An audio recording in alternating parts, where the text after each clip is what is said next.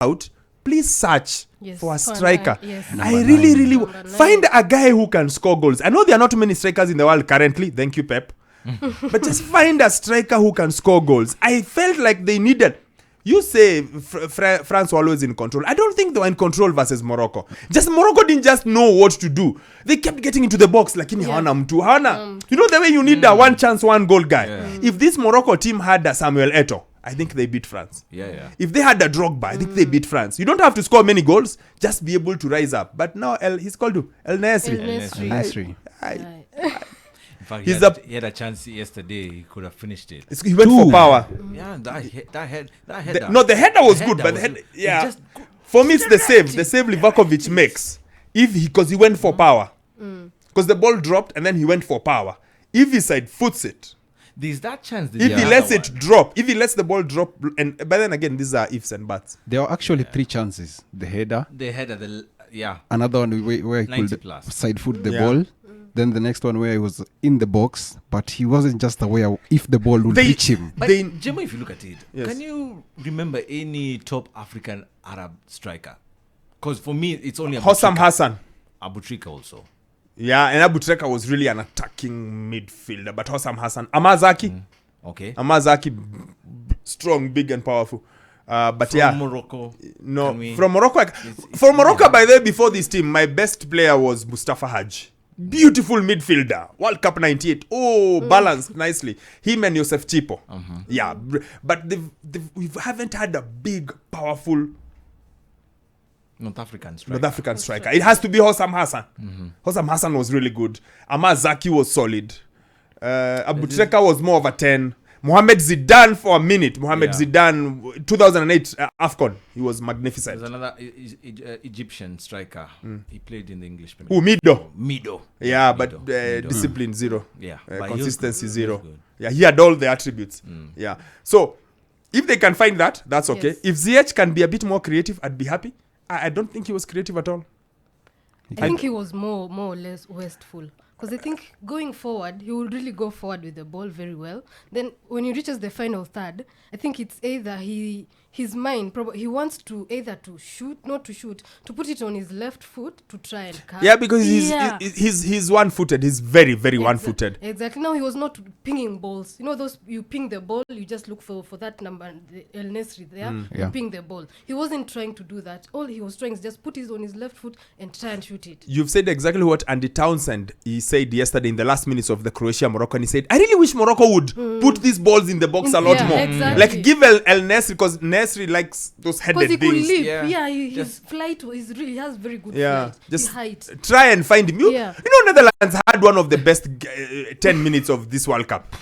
That versus Argentina, where they just went route 1. Eliana Maoni. Head the ball.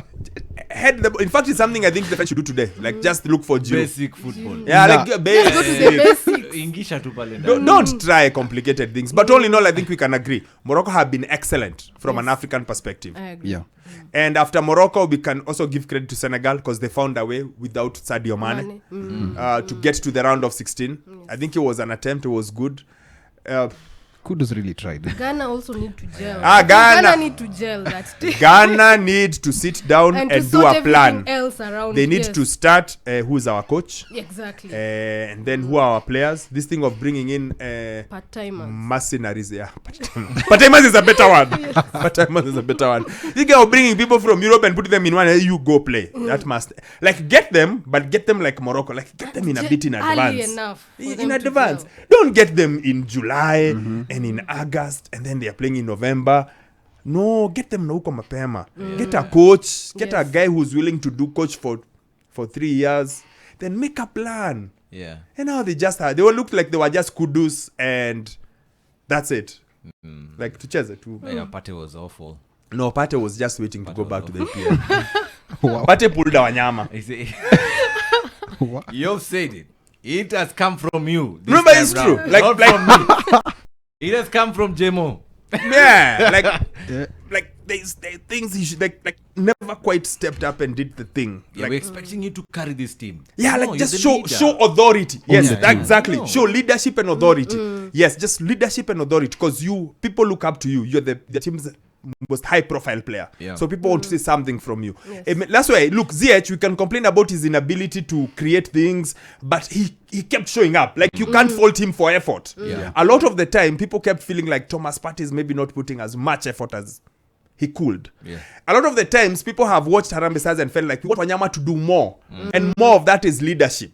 More of that is showing, like leading the team. And I told you guys, I can give you examples. At the AFCON, Wanyama was all right, was good.